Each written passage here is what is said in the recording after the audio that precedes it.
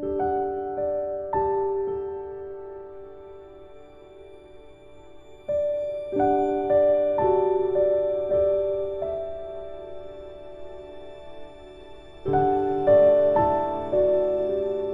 morning, Beth. Hello, It's been a long time since we've had a chance to chat about it, things, and particularly I think the history of your time at Marine Care Ricketts Point. Yep. So this is a rare chance on a beautiful day. Glorious day at Ricketts Point here. So first question, how long have you been with MCRP?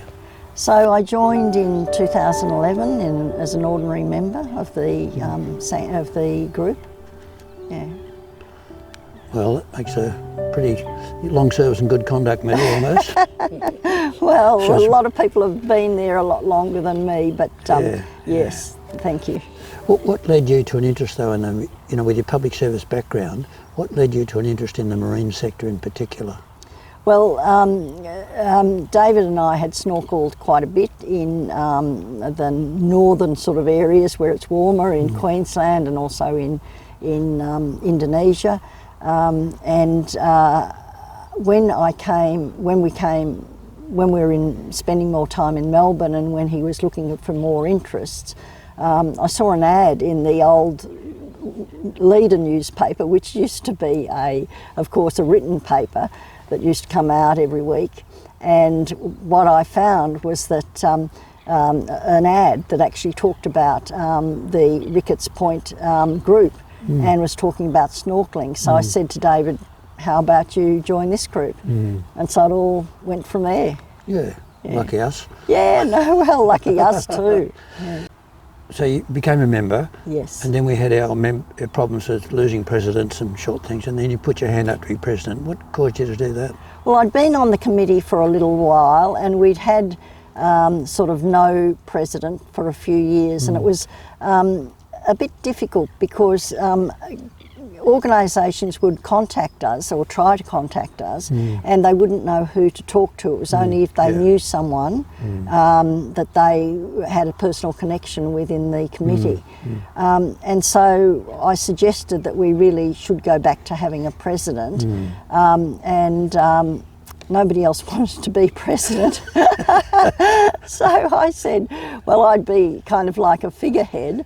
So it went from there, yes. What do you see as the key activities of MCRP as a Bayside sanctuary volunteer group? Well, I think we have to be the voice for the sanctuary because the sanctuary itself doesn't have a voice.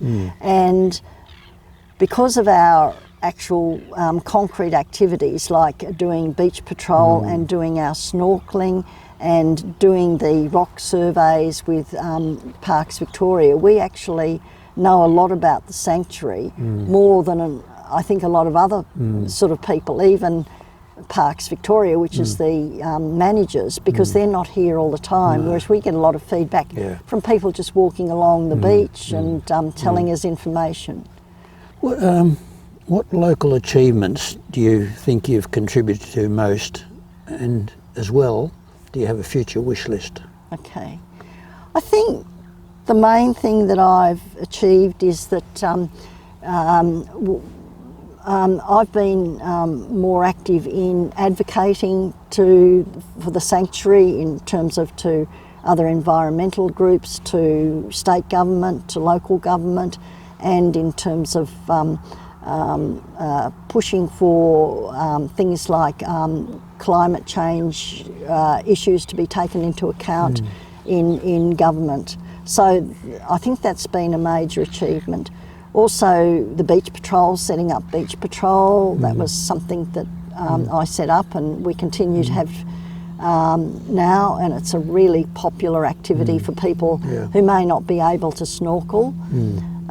So those are two significant things, and the final thing I guess I'd like to mention is that we've got a project on at the moment which is a big project to do with the sea urchins here, because although they're a native species, they've become overabundant. What they're doing is creating these barrens, which are in effect deserts, underneath the water. And so they strip all the seaweed, all the grasses, and so the whole ecosystem collapses. And we're working with Parks Victoria to bring those under control. So those are the three things I think I'd point to. Yeah.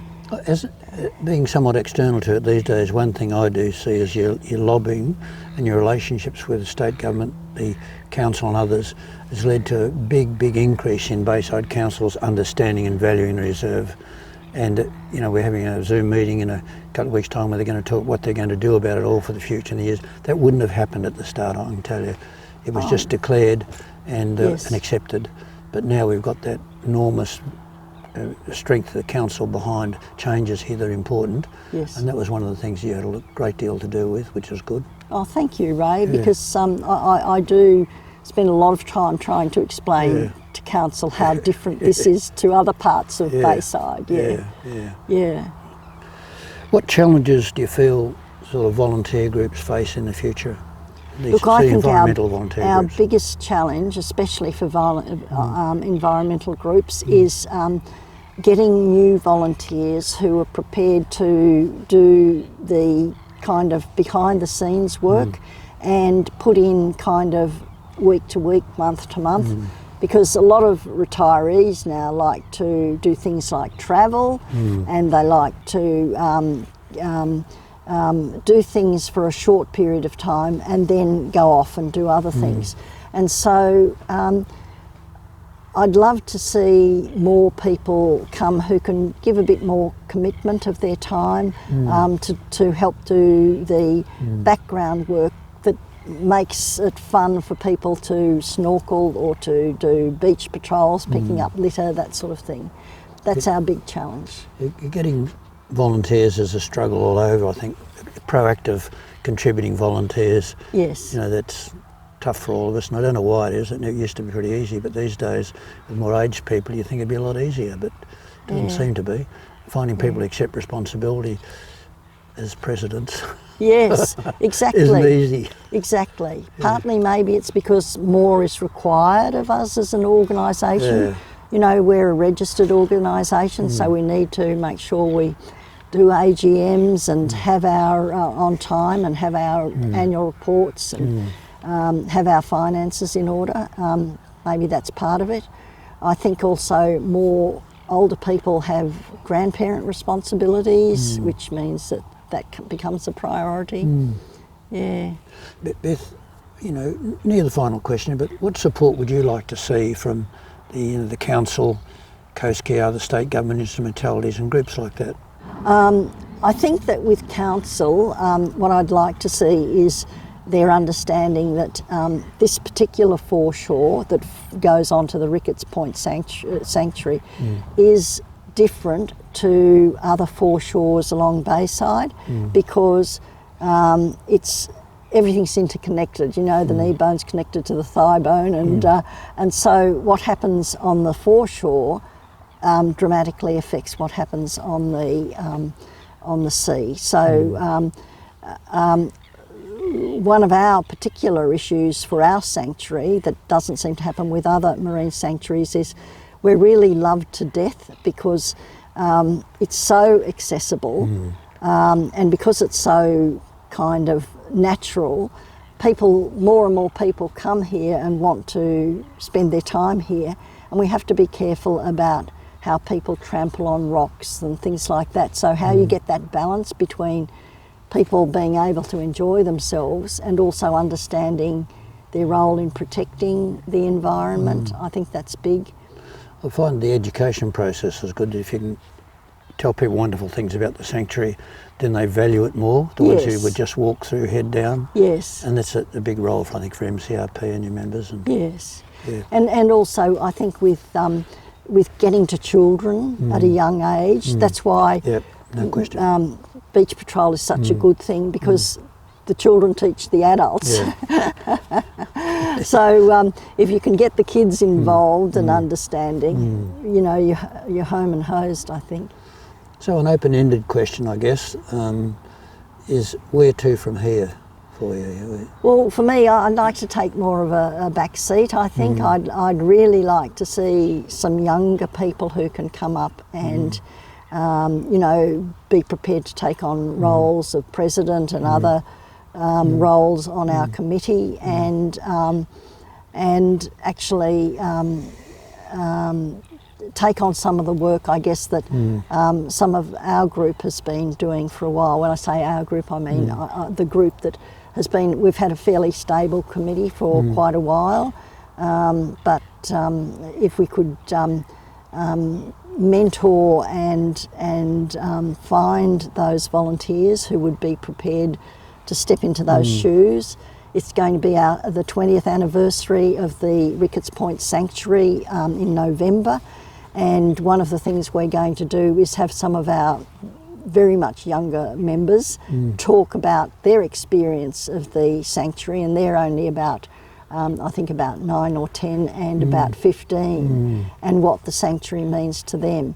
But if we can get people a bit older to actually take on responsibility, because the sanctuary has to be something that lasts for all generations and through all generations. So it's so important to get those younger people engaged.